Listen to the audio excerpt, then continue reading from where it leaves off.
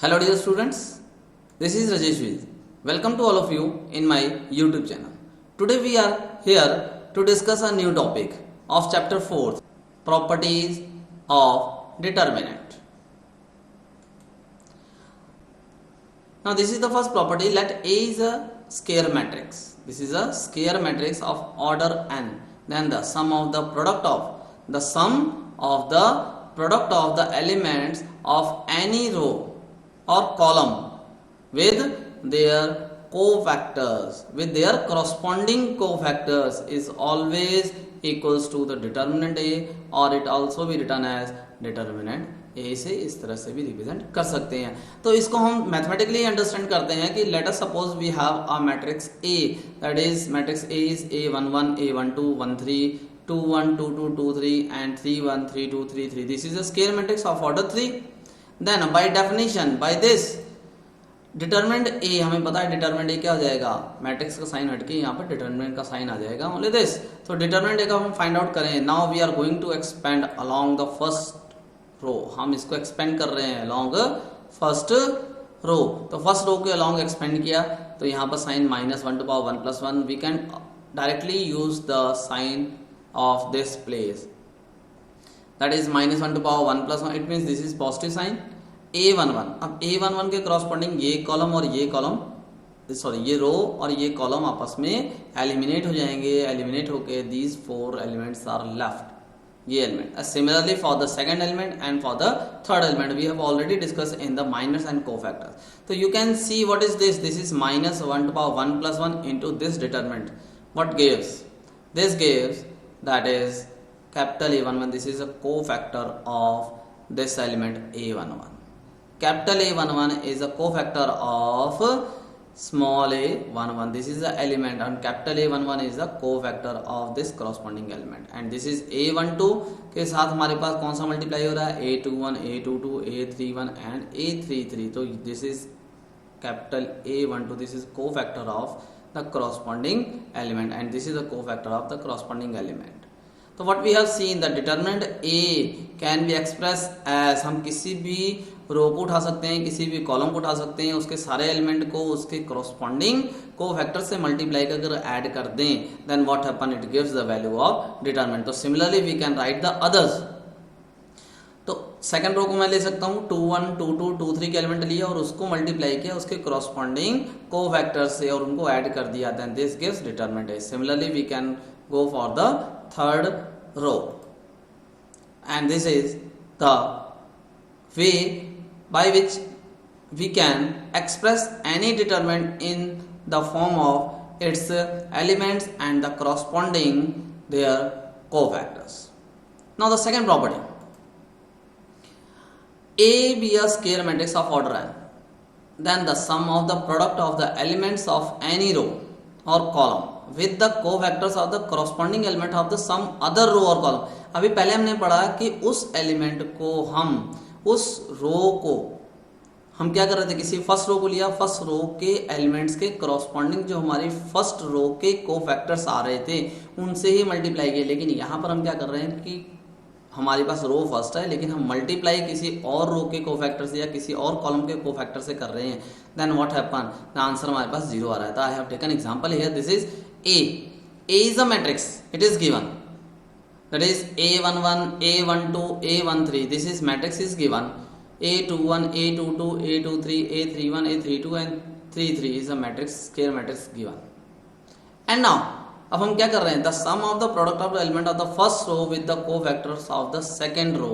हम फर्स्ट रो के एलिमेंट को मल्टीप्लाई कैसे करेंगे, सेकंड रो के कोफैक्टर से मल्टीप्लाई करके देखते हैं. Then what happen, this is A11 A12 A13 को मल्टीप्लाई किससे किया, फर्स्ट रो के एलिमेंट लिए और सेकंड रो के कोफैक्टर्स लिए. सो दिस नाउ हमने 2 1 की वैल्यू पुट कर दी. नाउ 2 1 की मतलब cofactor of 2 1, we know that cofactor of 2 1 क्या होगा, करॉस्पॉन्डिंग हमारे पास उसके रोज एंड कॉलम्स एलिमिनेट हो जाएंगे, उसका प्लेस साइन आ जाएगा. And this one we have already read in the cofactors topic. तो अब देखें, now solving this, on solving we will get this value. This is, ये दोनों मल्टीप्लाई होंगे, A12 और A13 get multiplied minus A13 into A32 get multiply. Similarly other terms get multiply. When we simplify this, अगर हम A11 से multiply कर दें इसको, then we will expand this all terms on solving we will get the answer is 0। तो हमने क्या देखा कि किसी एक रो को एलिमेंट्स को अगर हम किसी दूसरे रो के को फैक्टर से मल्टीप्लाई करके ऐड करते हैं तो आंसर 0 हो जाता है। Similarly we have the other relations. Now the next property, third property, let A be a square matrix. अगर कोई ए स्क्वायर मैट्रिक्स है ऑफ ऑर्डर एन, देन अगर हम ए के डिटरमिनेंट को फाइंड आउट करें और उसके ट्रांसपोज की डिटरमिनेंट फाइंड आउट करें, दोनों ही केस में उसकी डिटरमिनेंट हमारे पास सेम आती है। तो this is the very important relation कि determinant A and the determinant of transpose of A is both are same. तो we have to learn this equation, very important relation is this. Next property, that is again we have a matrix A which is a square matrix, but it is given the order of this matrix is 2 or more than 2, and B कोई other matrix हो गई, B भी other matrix, and ये किससे बनी हुई है, ये भी A से ही बनी हुई है। मतलब B is a matrix formed by A। कैसे?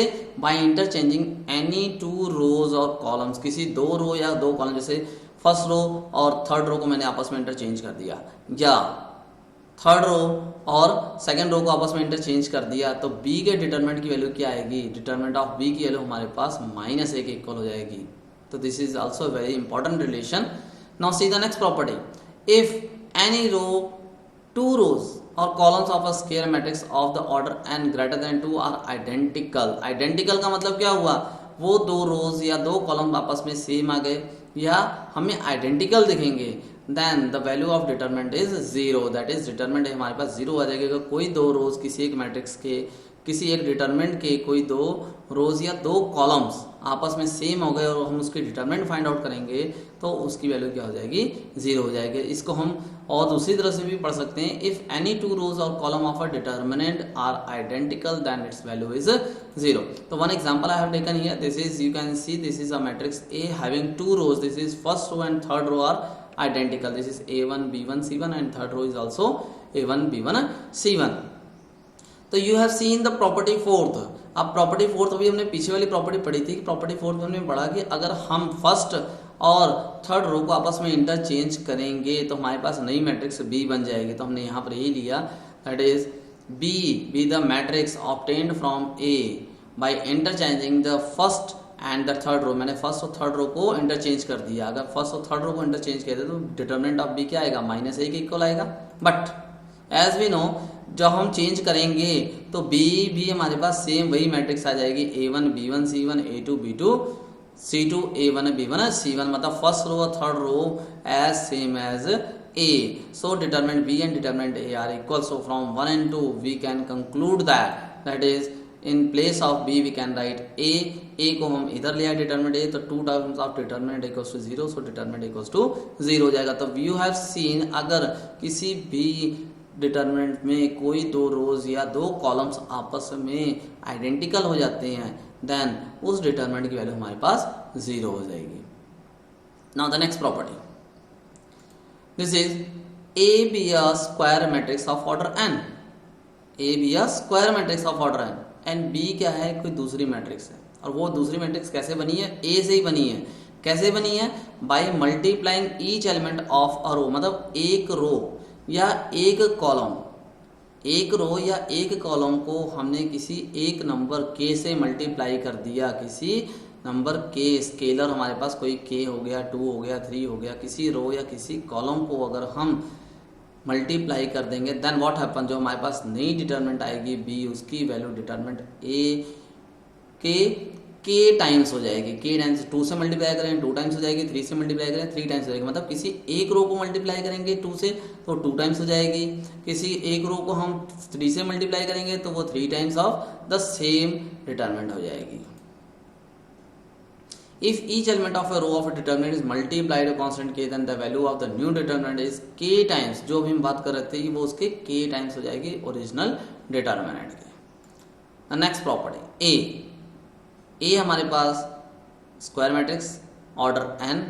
अब यहाँ पर मैंने क्या किया, k से मल्टीप्लाई किया उस पूरी की पूरी मैट्रिक्स में। हमें पता है डिटरमिनेंट ऑफ मैट्रिक्स में हमें ध्यान रखना होता है कि जब डिटरमिनेंट में किसी स्केलर का मल्टीप्लाई होता है तो वो उसकी किसी एक रो या किसी एक कॉलम से होता है, लेकिन अगर मैट्रिक्स में वही k का मल्टीप्लाई होगा A से तो ए के सभी एलिमेंट के साथ उसका मल्टीप्लाई हो जाएगा, ए के सभी एलिमेंट के साथ मल्टीप्लाई हो जाएगा। And this if we will solve it, this is k to power n into of determinant a। k to power n यहाँ पर क्या हो गया, k to power n हो गया, k हमारा जो स्केलर जो हमने मैट्रिक्स से मल्टीप्लाई किया, n क्या हो गया, n is the order of that matrix. तो let us see this example, a is a matrix, a कोई मैट्रिक्स है और मैंने इस मैट्रिक्स को 2 से मल्टीप्लाई कर दिया। जैसे हम मैंने ऊपर डिस्कस किया कि मैट्रिक्स a है, उसको k से मल्टीप्लाई किया, मैंने यहाँ 2 से मल्टीप्लाई किया, in place of k I have taken 2। तो 2 से अगर मल्टीप्लाई करूंगा, 2 का मल्टीप्लाई उसके सारे एलिमेंट से हो जाएगा, first row, second row, third row, सभी से मल्टीप्लाई हो जाएगा।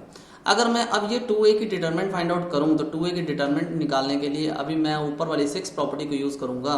दैट इज फर्स्ट रो में से 2 कॉमन हो सकता है, सेकंड रो में से एक 2 कॉमन हो सकता है, थर्ड रो में से एक 2 कॉमन हो सकता है। बिकॉज हमने अभी डिस्कस किया 6 प्रॉपर्टी में कि ईच कॉलम और रो जब मल्टीप्लाई होंगे तो क्या हो सकता है, तो वहां पर k का मल्टीप्लाई इस पूरे डिटरमिनेंट से होगा। तो ये 2 हम कॉमन लेंगे तो 2 बाहर आ गया, ये भी सेकंड रो से एक 2 बाहर आ गया, इसी तरह से थर्ड रो से एक 2 बाहर आ गया। मैट्रिक्स और डिटरमिनेंट ये छोटा सा डिफरेंस आपको समझना पड़ेगा कि जब मैट्रिक्स में मल्टीप्लाई करते हैं 2 से तो वो सभी एलिमेंट से मल्टीप्लाई होता है, लेकिन अगर डिटरमिनेंट में मल्टीप्लाई करते हैं तो किसी एक रो या किसी एक कॉलम से मल्टीप्लाई होता है। तो यहाँ पर आप देखोगे कि इसमें एक रो से एक 2 कॉमन हो गया, दूसरी रो से दूसरा 2 कॉमन आ गया, तीसरी रो से तीसरा 2 कॉमन आ गया।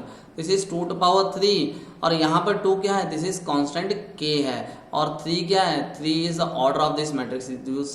You can see this is a 3x3 matrix, तो ऑर्डर इसका 3 हो गया, and this is of same determinant a। तो same I have explain this with this example. तो it is clear to all of you 6 and 7 properties are very important for the determinant. Now the next property. Now this is the next property 8. Let A be a square matrix such that each element of a row or a column of A matrix is expressed as a sum of 2 or more terms। मतलब A matrix का कोई एक column या रो जो है अगर 2 या 2 से ज़्यादा टर्म्स के सम के फॉर्म में लिखा हुआ है, then A की डिटरमिनेंट को हम can be expressed as the sum of the determinants of 2 or more matrices of the same order. So to understand, I have taken this example here. This is A is a matrix and you can see the first row is the sum of 2 terms, A plus X, B plus Y, C plus Z। अगर हम इस A की determinant को find out करें तो A की determinant को हम कैसे लिख सकते हैं, A B C D E F and G H I। इसका मतलब हमने फर्स्ट रो को 2 पार्ट में ब्रेक कर लिया, A B C and X Y Z। बाकी second row and the third row remains the same in both the determinants. So this type of matrices can be expressed as the sum of 2 determinants.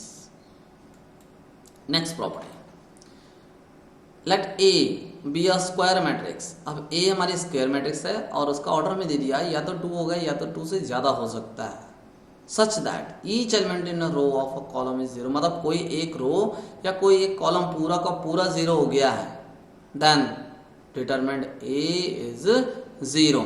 So it can also be stated that if each element of a row or a column of a determinant is 0, then its value is 0। So for this I have taken one example here. You can see A is a determinant and 0 0 0 is the first row and all the elements of first row are 0, second and third row are present here। is a square matrix। अगर हम इसको expand करें along first row, इसको first row के along expand करें, you can C 0 into this minus 0 into this plus 0 into this, what happen, this will be 0। तो you have seen अगर एक रो या एक कॉलम आपस में 0 होंगे then what happen, then total determinant की वैल्यू 0 आ जाती है। Next property, if A be is a square matrix and this square matrix is a diagonal matrix। diagonal matrix का मतलब क्या हुआ, AIJ diagonal matrix है। डायगोनल मैट्रिक्स इसका मतलब ओनली डायगोनल एलिमेंट्स ही प्रेजेंट हैं, main diagonal elements are present, then उसकी जो डिटरमिनेंट हम सीधे निकाल सकते हैं। This is determinant of A equals to A11 A22 A33 AN। N what is what, n is the order and order should be 2 और more than 2 हो सकता है। तो this is a very simple property. Diagonal matrix है, सीधे उसके diagonals के सारे एलिमेंट को मल्टीप्लाई करेंगे and we can get the value of that determinant. Next property, if A and B are the square matrices of the same order। अगर A B दो matrix हैं और सेम ऑर्डर हैं, then अगर ए और B का हम प्रोडक्ट का डिटरमिनेंट फाइंड आउट करें, and this is equals to determinant A into of determinant B. So these are the some properties which I have discussed with you, and now we are going to use these properties in our different examples. अब इन properties को अपने examples में, अपने question में हमें किस तरह से use करना है. For this I am going to discuss some example with you now. So you can see the first example. Without expanding we have to evaluate this. अब हमें इसको evaluate करना है. evaluate करना है, expand नहीं करना है. without expanding. So here we have to use the properties of the determinant. So you can see the first we have what we have done. हमने क्या किया, we can use these operation here. हम यहाँ पर कुछ operations use कर सकते हैं. तो रो कॉलम, किसी रो को किसी दूसरे कॉलम के टर्म में, किसी कॉलम को किसी दूसरी रो के टर्म में हम एक्सप्रेस कर सकते हैं. तो एक्सप्रेस करने के लिए मैंने C1 को चेंज किया. C1 मतलब this is the first column, C2 this is the second column, C3 is the third column, and this is R1 first row, this is the R2 second row, this is R3, this is the third row. तो here I am changing the first column. first column में कैसे change कर रहा हूँ, C1 tends to C1 minus 8 C3.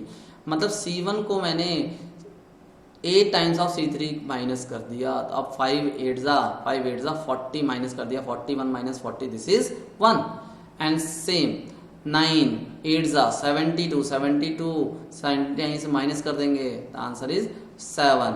फिर then 3 को multiply करेंगे 8 से, 24 माइनस कर देंगे 29 से, 5 इज लेफ्ट हियर. तो we have using here some operations. तो इट मींस एनी रो और any column can be express in the form of other rows और अदर कॉलम्स. तो you can see now this is the C2 and C1. These two C1 and C2 two columns are identical. दोनों 1 1 7 7 5 5 same हो गए. अभी हमने पढ़ा था कि if two rows or two columns are identical then the value of the determinant equals to 0. So the determinant value is equals to 0 since the first and the second columns are identical here. So what we have done, we have not expressed, we have not expanded it, but we have using these type of operations and using some properties we got the value 0 here. Similarly we will discuss with the next example. Find the value of this determinant. Determinant is given, this is 2 3 4 5 6 8 3 6 6 9x and 12x. तो you can see अब हमें फिर से इस determinant की value को find out करना है. Now you can see third row को अगर देखें ध्यान से, थर्ड रो में से तीनों में से x कॉमन हो सकता है. Yes, x we can take common. 3 भी कॉमन हो सकता है, 3 also we can take common. So 3x I have taken common from third row, taking 3x common from third row. अगर हम 3x कॉमन ले लें तो 2 3 and 4 are left here. Now you can see the first and the third row are now equal. अब first row और third रो हमारे पास क्या हो गई, आइडेंटिकल हो गई हैं. और आइडेंटिकल हो गई then what, the value is 0 since the first and the third rows are identical. तो you have seen these are the two very simple example I have discussed with you. The next example, without expanding we have to evaluate the determinant. This determinant we have to. अभी हमने एक example पढ़ी थी, हमने एक property discuss की थी कि कोई भी अगर हमारे पास कॉलम या रो दो या दो से ज़्यादा टर्म्स के सम के फॉर्म में एक्सप्रेस की गई हैं तो उसके डिटरमिनेंट को हम अलग अलग दो डिटरमिनेंट के फॉर्म में लिख सकते हैं. So this can be express as determinant of A B C and then the first element we will keep in this determinant and the second element 2x 2y and 2z we will keep in the other determinant, and the first and the third rows remains same in both. Now what happen, you can see in the second determinant में अगर हम देखें तो 2 is common in the second row में हमारा 2 common है तो इस 2 को हम ले लेते हैं common बाहर. This is 2 common आ गया, taking 2 common from second row. Now you can see that is first row and this is second row are identical here in the first determinant, and in the second determinant this is second row and the third row both are identical. So what the value is 0 because this is 0, this is 0, total value is 0 since the rows are identical. So you have seen here we are using the simple properties and without expanding we can solve these examples. Now the next example and the last example today, but not the least, because there are so many examples I am going to discuss with you in the next videos also. Without expanding, evaluate the determinant. We have to evaluate this. So again, to evaluate this I am going to take these steps. This is first, मैंने C1 को change किया. C1 मतलब first column को change किया. कैसे first column को change किया? C1 minus C3, मतलब C1 में से C3 को माइनस कर दिया. 265 में से 219 माइनस कर दिया, 46 इज लेफ्ट. 240 में से 198 लेस माइनस कर दिया, this is 42 is left. And similarly third element. And C2 को भी चेंज कर रहे हैं. C2 को चेंज किया, C2 माइनस C3 और 219, 198, 181 हमने फिर से इसमें से माइनस कर दिया. इस तरह से हमने इसको चेंजेस कर दी. C1 and C2 changed with respect to C3. Now the next step what we did here, C1 को फिर से मैं चेंज किया. C1 को चेंज कैसे किया? C1 tends to C1 minus 2C2, मतलब इसमें 2 का मल्टीप्लाई कर दिया मैंने. इसमें 21 में अगर 2 का मल्टीप्लाई करें 42 आ गया. 42 को 46 में से माइनस कर दे, 42 को 46 में से माइनस कर, 4 इज लेफ्ट हियर. अगेन 27 में से 2 का मल्टीप्लाई किया और उसमें 42 माइनस कर दिया, then we get minus of 12. Similarly 17 को 2 से मल्टीप्लाई किया, 34 आ गया. 34 को 38 से माइनस किया, 4 आ गया. एंड C3 यहाँ पर चेंज कर रहे हैं. C3 को कैसे चेंज करें? C3 tends to C3 minus 10 C2. इसमें 10 का मल्टीप्लाई किया, 210 आ गया. 210 को माइनस करेंगे, 9 is left here. Similarly other elements we can write. It means C3 और C1 को चेंज कर लिया with this. And now the next what we did here, अब मैं R1 को चेंज कर रहा हूं. यहाँ पर C1 और R1 मतलब रोज और कॉलम्स को हम एक साथ चेंज कर सकते हैं. हमने एक बार ऑपरेशन रोज में लगाए, एक बार ऑपरेशन हम कॉलम में लगा सकते हैं, नो प्रॉब्लम. अब हमने क्या किया, R1 को फिर चेंज किया मैंने. R1 को कैसे चेंज किया? R1 tends to R1 minus R3, मतलब देख रहे हो कि R3 हमारे पास 4 है और R1 4 है. तो हमारा पहला काम होगा कि इन दोनों एलिमेंट में से किसी एक को 0 कर दे. तो मैंने R3 को R1 से माइनस कर दिया, 4 माइनस 4 0 आ गया. 17 में से 21 को माइनस कर दिया एंड सो ऑन. इसी तरह से 9 में से 11 माइनस हो गया and these elements are right. और R2 को भी चेंज किया गया. R2 कैसे चेंज किया कि थ्राइस ऑफ R3. अगर हम 3 का मल्टीप्लाई कर दें इस 4 में, 3 का मल्टीप्लाई कर दें इस 4 में तो 12 आ गया. 12 को माइनस 12 के साथ ऐड करेंगे, 0 आएगा. तो answer is 0. Similarly second row get change, each element get change according to the given operations. अब आप देख रहे हो कि यहाँ पर फर्स्ट कॉलम में 2 एलिमेंट हमारे 0 हो चुके हैं.